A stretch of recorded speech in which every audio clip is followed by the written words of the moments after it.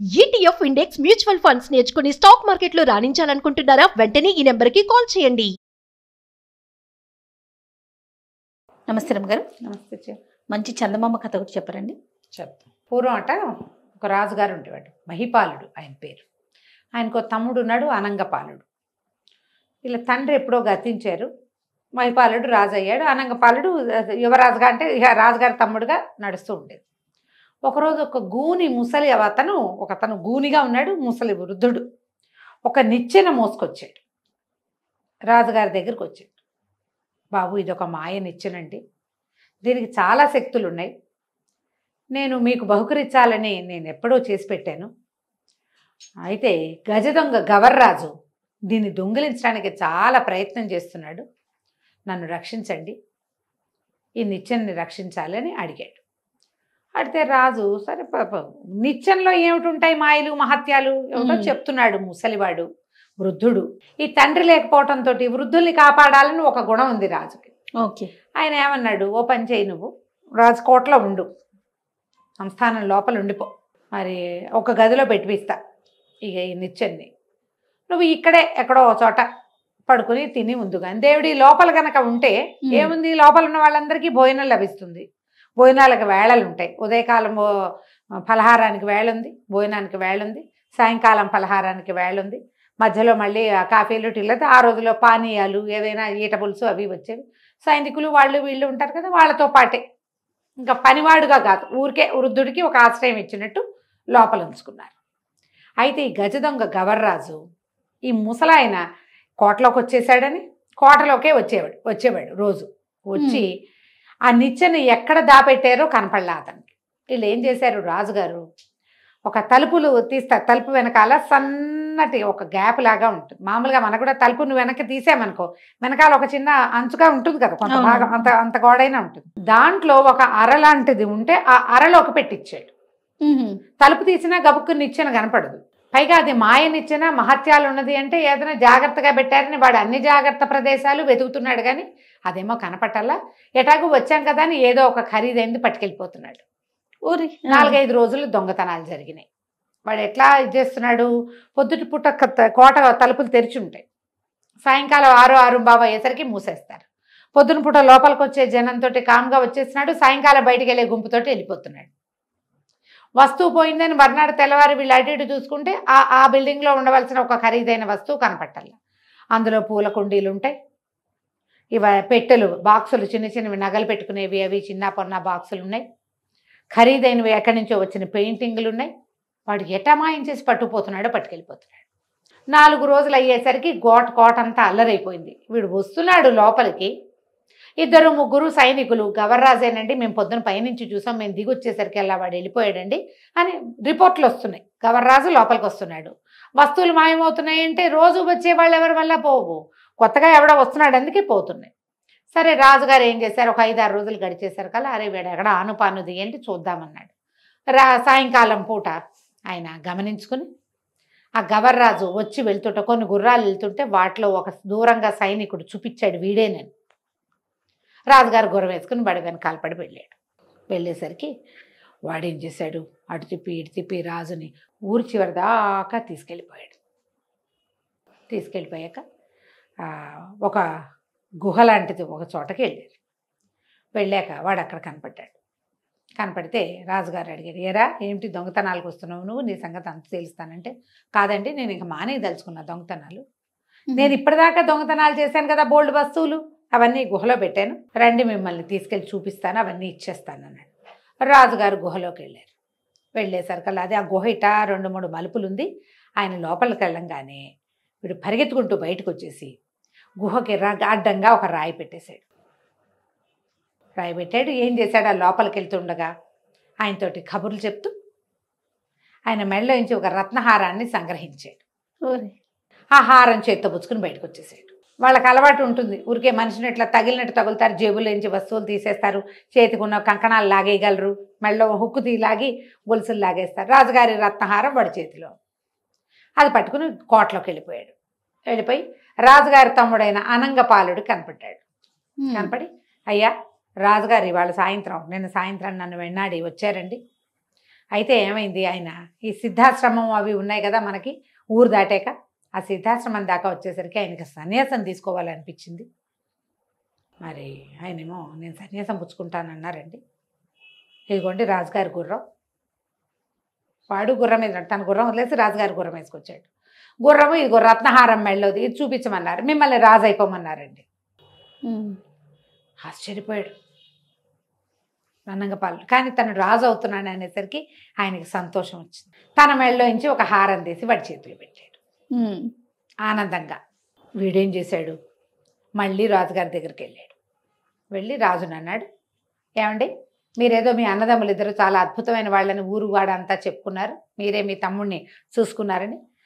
ఆయన రాజు అయిపోమంటే సంతోషం పట్టలేక మెళ్ళలోంచి రత్నహారం తీసి ఇచ్చాడు మీ తమ్ముడు. మీరేమీ రామలక్ష్మణులు కాదు, మీరు బాలసుగ్రీవులే అన్నాడు. అనేసరికి రాజుకు ఒళ్ళు మండిపోయింది. వీడు గజ దొంగని తను ఇక్కడికి తీసుకొచ్చాడని అవన్నీ పోయినాయి మనసులో ఇచ్చి. తన తమ్ముడు తను రాజు అవుతావు, నిన్ను రాజు అవ్వమన్నారు అనగానే రత్నహారం తీసి ఇచ్చేసాడంటే ఏమిటి, వాడు సంతోషంగా ఉన్నాడు. అంతేకా. అయ్యో మా అన్నయ్య సన్యాసం పుచ్చుకున్నాడు అలా దిగులు పడ్డాడా, ఏమీ లేదు. నన్ను వెతుకుంటూ రాలా, నా కోసం వడరాలి, వీడే వచ్చాడు దొంగ. ఇక గబగబా ఆయన ఏం చేశాడు, గుర్రం వేసుకుని ఊళ్ళోకి వెళ్ళిపోయాడు. ఊళ్ళోకి వెళ్ళిపోతే కోపంగా ఉందన్నమాట ఆయనకి. అయితే ఆ ముసలాయన కనపడ్డాడు.